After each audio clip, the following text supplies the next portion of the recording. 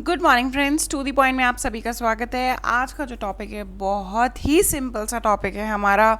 शायद आपने ये पहले पढ़ा भी होगा या आप नाम पढ़ते ही इसको समझ जाएंगे कि बजट डेफिसिट क्या होता है। अब डेफिसिट नाम से ही आपको समझ आ जाना चाहिए कि डेफिसिट कब होता है, जब हम खर्चा ज़्यादा कर देते हैं और हमारी इनकम या आय कम है। तो बजट डेफिसिट क्या हुआ, जब गवर्नमेंट अपनी रेवेन्यू से ज़्यादा एक्सपेंडिचर कर देती है तब सिचुएशन अराइज होती है, वो होती है बजट डेफिसिट की। तो budget deficit is the excess of total expenditure over total receipts. तो फ्रेंड्स, इसमें जो गवर्नमेंट का टोटल एक्सपेंडिचर लिया जाता है और टोटल रिसीट्स ली जाती है। इसमें एक्सपेंडिचर को डिवाइड नहीं किया जाता रेवेन्यू और कैपिटल के बीच में, ना ही रिसीट्स को डिवाइड किया जाता है। इसमें टोटल एक्सपेंडिचर, जिसमें revenue expenditure plus capital expenditure और टोटल रिसीट्स मतलब रेवेन्यू रिसीट्स और कैपिटल रिसीट्स को प्लस करके कंसिडर किया जाता है। ऐसा नहीं है कि सिर्फ रेवेन्यू को कंसिडर कर लिया और कैपिटल इग्नोर। दोनों को यहाँ पे प्लस करो और यहाँ प्लस करो, फिर total expenditure minus total receipts, जो फिगर आएगा वो हो गया बजट डेफिसिट। इंडिकेटर होता है ये financial health of the economy का। और इसका ऑपोजिट, बजट डेफिसिट का ऑपोजिट होता है बजट सरप्लस। जब हमारा इनकम ज़्यादा है, खर्चा कम है, तो पैसे बच गए और सिचुएशन क्या हो गई, सरप्लस की सिचुएशन हो गई।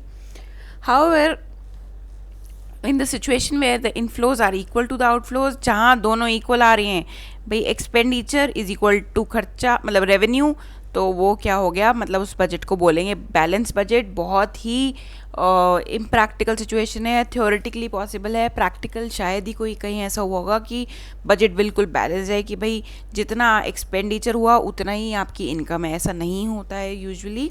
मोस्टली केसेस में, मोस्टली गवर्नमेंट के केसेस में हमेशा बजट डेफिसिट होता है। सरप्लस भी बहुत ही कम देश है जिनकी सरकार में सरप्लस वाली सिचुएशन आती है। स्लाइड पे अब इसको कैलकुलेट कैसे करते हैं वो मैं आपको समझा चुकी हूँ, एक बार फिर देख लेते हैं, कोई प्रॉब्लम नहीं है इसमें। तो it is calculated by adding capital receipts plus revenue receipt. दोनों रिसीट्स को ऐड कर दो, फिर उसके बाद उसको किस में से घटाने का, उसमें से कैपिटल एक्सपेंडिचर और रेवेन्यू एक्सपेंडिचर को प्लस कर दो। और ये देखिए कैपिटल एक्सपेंडिचर रेवेन्यू एक्सपेंडिचर को प्लस किया, उसमें से क्या माइनस करना है, capital receipts plus revenue receipt, और आपका फिगर आ गया बजट डेफिसिट। सरप्लस आपको बता चुकी हूँ कैसे आएगा। अगर रेवेन्यू ज़्यादा है तो सरप्लस हो जाएगा, दोनों बराबर है तो बैलेंस बजट हो जाएगा। चल पे फटाफट से, क्या ऐसा रीज़न होता है कि बजट डेफिसिट कॉज होता है। First, excessive government spending. अब भैया आप खर्चा ज़्यादा करोगे, तनख्वाह आपकी, सिंपल सी बात है, आप अपने पे लेके देखिए, सैलरीड एम्प्लॉई हैं, ठीक है, खर्चा ज़्यादा करोगे, तनख्वाह है नहीं है, तो क्या होगा, महीने के एंड में खाली जेब। सेम गवर्नमेंट के साथ है, गवर्नमेंट जब ज़्यादा खर्चा कर देती है, इनकम उतनी है नहीं, तो डेफिसिट की सिचुएशन आ जाती है।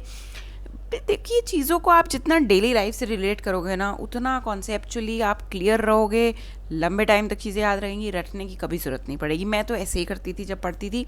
उनको अपनी डे टू डे लाइफ से अपने पे लेके देखो, मेरी तनख्वाह है नहीं, उससे ज़्यादा खर्चा कर दूंगी तो क्या, महीने के एंड में तो खाली ही बैठूंगी ना। गवर्नमेंट का भी यही हाल है।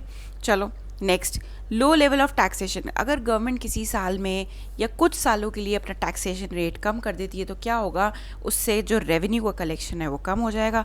अब रेवेन्यू का कलेक्शन कम हो गया, इवन अगर एक्सपेंडिचर उतने का उतना ही है जितना पहले था, पर अब क्या हो रहा है, रेवेन्यू कम हो रहा है, तो उससे क्या होगा, एक्सपेंडिचर माइनस रेवेन्यू, तो सिचुएशन आई डेफिसिट की। सो ये दो रीजंस हैं हमारे बजट डेफिसिट के। चलते हैं अब आज के लास्ट टॉपिक पे कि कॉन्सिक्वेंसेस क्या होते हैं। अब बजट डेफिसिट तो कर दिया गवर्नमेंट ने, अब उसका कॉन्सिक्वेंसेस भी भुगतना पड़ेगा, और देखते हैं कॉन्सिक्वेंसेस होते क्या हैं। Budget deficit leads to higher borrowing by the government which in turn increase the interest burden to.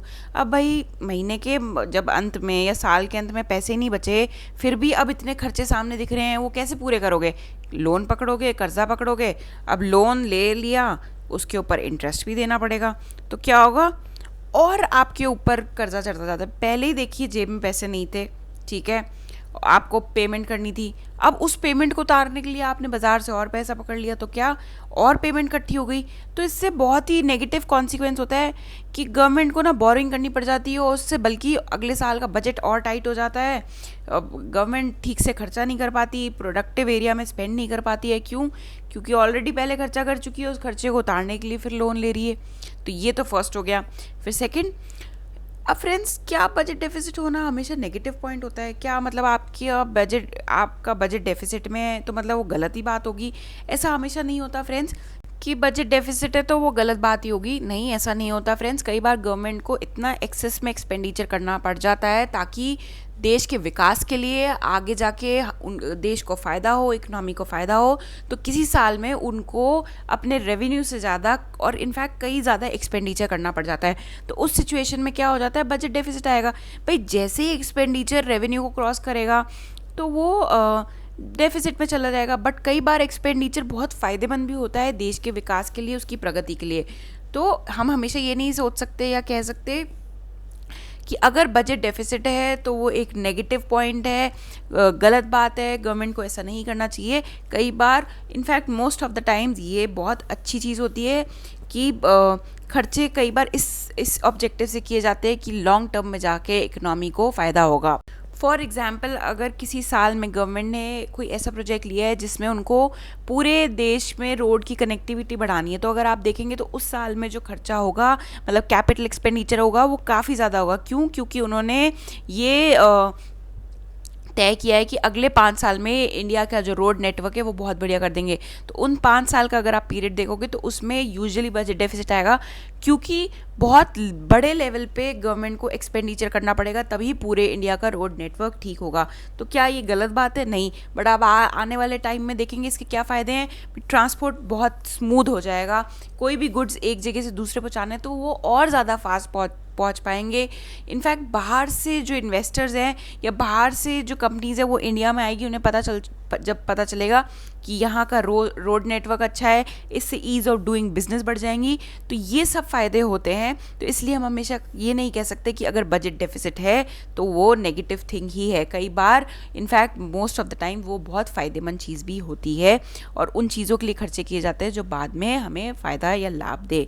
So friends, आज के वीडियो के लिए इतना ही था। और जो टॉपिक हमने पढ़ा है इसमें कुछ भी टेक्निकल सा नहीं था। मेरे ख्याल से आपको ये चीज़ रिवाइज़ करने की ज़रूरत भी नहीं है, क्योंकि जैसे मैंने आपको समझाया, आप अपनी सैलरी से इसको लेके देखिए कि आपकी तनख्वाह इतनी है, खर्चा ज़्यादा कर दिया है, तो डेफिसिट वाली सिचुएशन। तो friends, this is all for the today's video. Stay home and stay fit. Thank you so much for your patience listening.